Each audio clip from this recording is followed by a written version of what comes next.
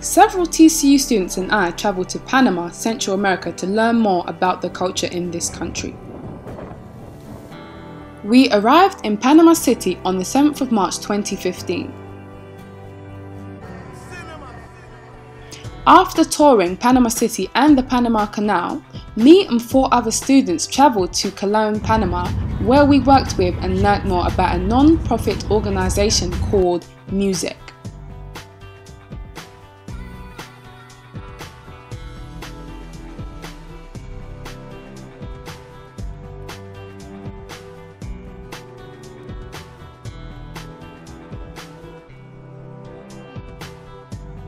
MUSEC is a centre run by 2 Sister of Mercy nuns that helps underprivileged women and children in the Cologne area. They offer workshops for the mothers to help them develop self-esteem and learning working skills, and also offer a daycare centre for the children.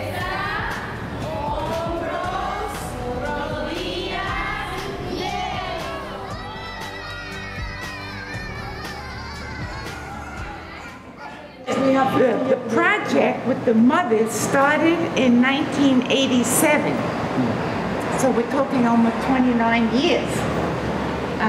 And we jumped from one place to another. This center is just 13 years old. Somebody donated a big amount of money and said, this is to start your own center. Okay. Because we never dreamt that it would be possible. But then people believed in what we were doing, and God makes things possible that you think are not possible. I was born and brought up in Brooklyn, New York. You probably can tell by my accent. I came as a volunteer for 5 years, way back when I was in my 20s, after I took my final vows, thinking I was going to be here for 5 years, but the Vincentian priests kept on saying, stay, stay, stay. Sister Dina and myself are trying to open doors and get mothers to see the necessity of education. They can't educate themselves if it's too late. Education for their children. But many of the mothers are coming to the center and they're learning skills in our workshops. Here's some of our moms. We got a donation of dry flowers from the free zone, and we taught them how to do floral arrangement.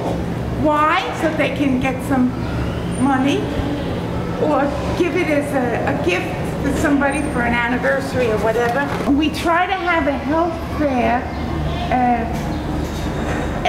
twice a year in the center with volunteer doctors, volunteer nurses. We'll go into where the moms have their workshops every day. See photos all over the wall because it helps with self-esteem. Visitas. Buenos días.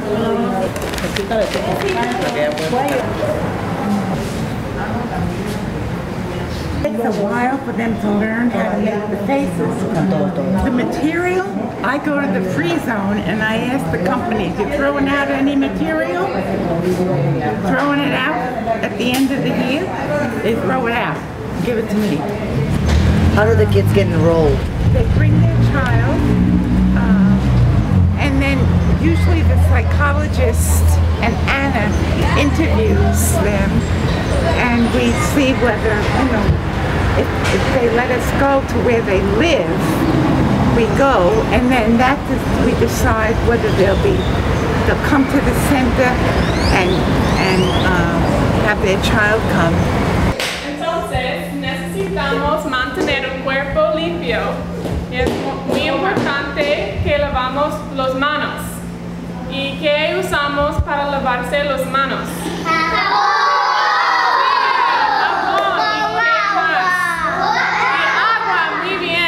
Entonces tenemos una canción. Ok, ¿listos? Necesitamos su ayuda, aplaudan.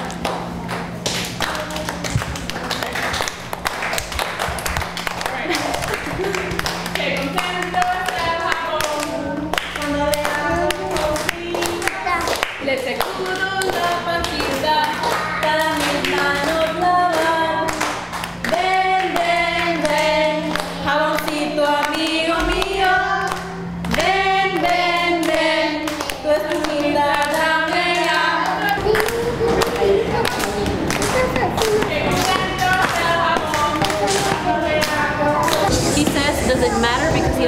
water out.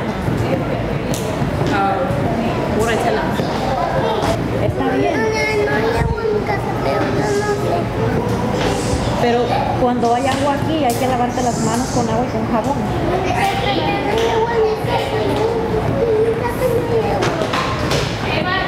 Pero aquí sí hay agua. Aquí hay que lavarte las manos con jabón y agua.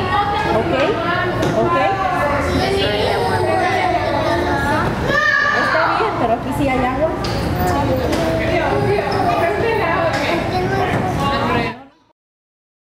There's another world out there.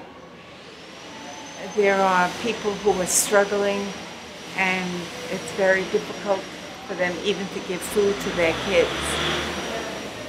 So every little bit helps.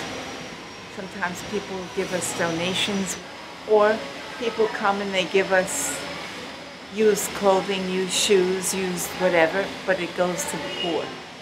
This room where we're going right now, we started off having the refuge with battered moms, hiding them here and helping them, giving them psychological help and seeing how we could. But it didn't work out because we didn't get funds to help to keep the thing going. We didn't get police protection. And like, for instance, one day a guy came and he had a knife and he came over and said, "Where is she?" She was hiding. We had her hiding here. I said, "I don't know, but here I am." I was trembling. But we didn't get police protection. It wasn't safe. It wasn't. So now what do?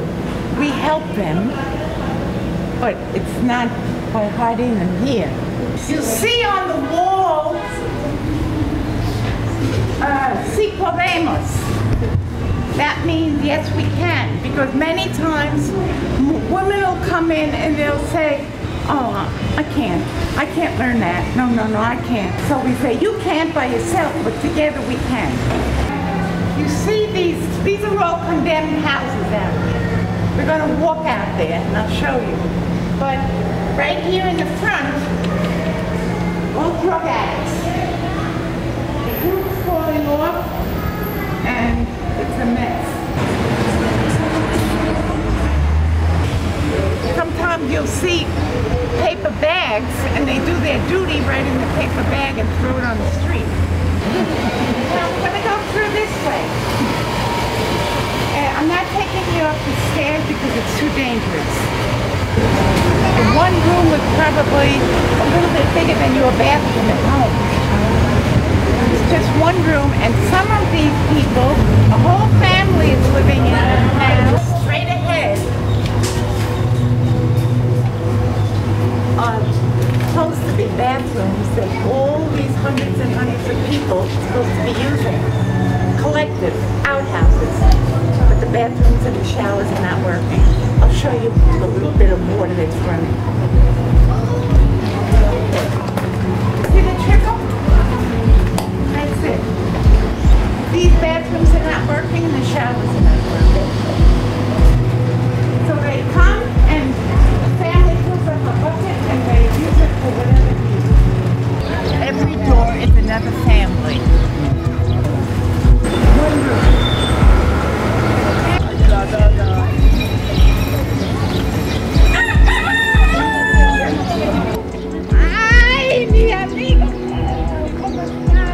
He's one of the guys that come to the center.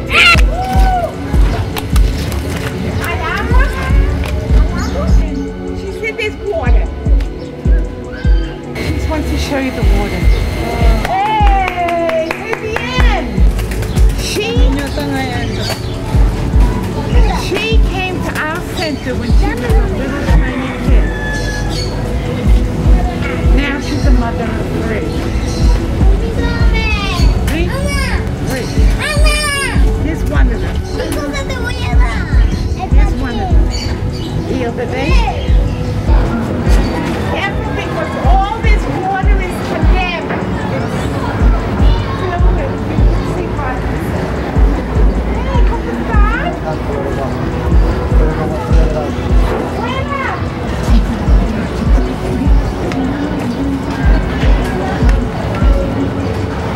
a grandma who takes care of all the grandchildren.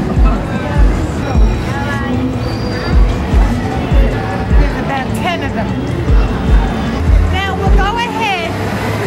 You'll see a big pot of soup. Mothers join together and they make soup every day and they sell it. And then they share the income. But it helps because most of these people here don't have a kitchen. They don't have any place to cook. They have to make something makeshift.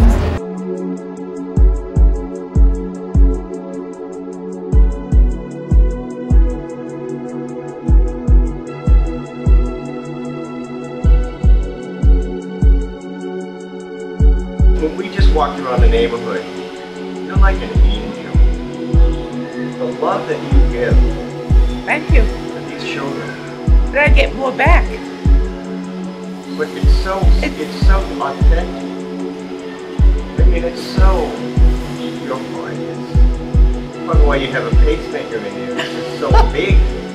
Your body can't supply enough energy to keep all that love going. The poor have blessed my life. And brings tears to my eyes. But I have grown through the poor, especially spiritually. And I feel sometimes that I'm not worthy. I see what they give. They give beyond what I could ever give. Particularly when they're helping their poor children. Now, not all the moms are like that, but you saw some grandmas over there taking care of the grandchildren because mama is out there doing what she shouldn't be doing. But who's perfect? None of us are perfect. No? And I think if we just have the energy to keep on keeping on, that's a blessing.